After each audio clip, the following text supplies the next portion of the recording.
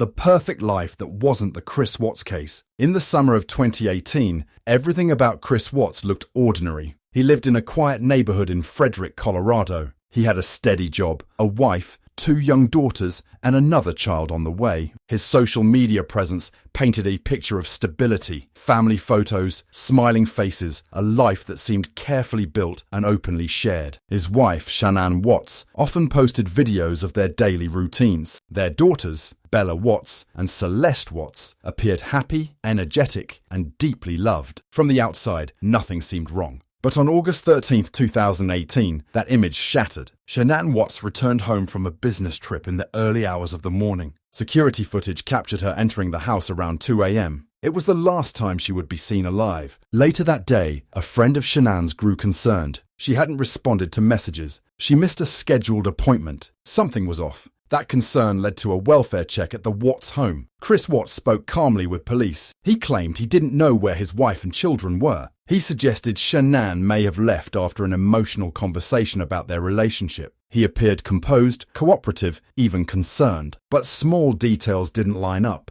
Shanann's phone, purse, and car were still at the house. Her medications were untouched. For someone who had simply left, it didn't make sense. And then there was Chris himself. His demeanor felt off. During a local news interview, standing on his front porch, he spoke about wanting his family back. He asked for their safe return, but his body language told a different story. Nervous smiles, lack of visible distress, an almost rehearsed calmness. To many watching, it didn't feel like a husband searching for his missing family. It felt like something else entirely. Investigators quickly focused on him. Within days, Chris Watts agreed to take a polygraph test. Before the results were even formally discussed, the examiner told him what was already clear: he had failed. That's when the story began to change. At first, Chris claimed that Shanann had killed their daughters after an argument, and that in a moment of rage, he killed her in response. It was an attempt to shift blame, to create a narrative that might explain the unthinkable. But it didn't hold. Under further questioning, the truth began to emerge. In the early hours of that morning, after Shanann returned home, Chris strangled her inside their bedroom. She was 15 weeks pregnant with their unborn son. Then he placed her body in his truck. His daughters, Bella and Celeste, were still alive. He drove them to a remote oil site where he worked.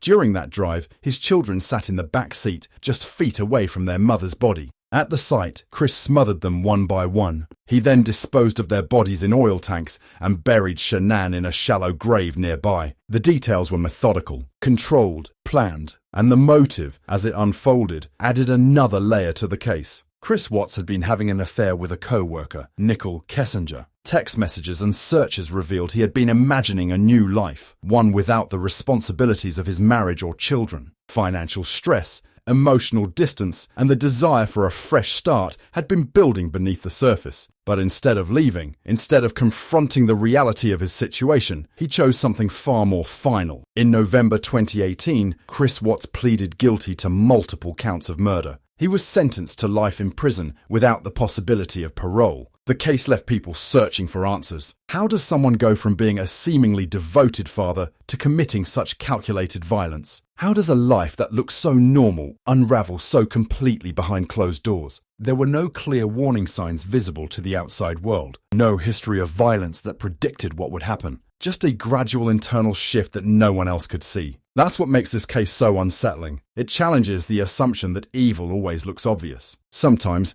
it looks like routine. It looks like family dinners, social media posts, and everyday conversations. And sometimes the most dangerous moments aren't loud or chaotic. They're quiet, happening behind the walls of a home that, to everyone else, looks perfectly fine. The story of Chris Watts isn't just about what he did. It's about what people didn't see. And the realization that even in the most ordinary places, something unthinkable can be waiting just beneath the surface.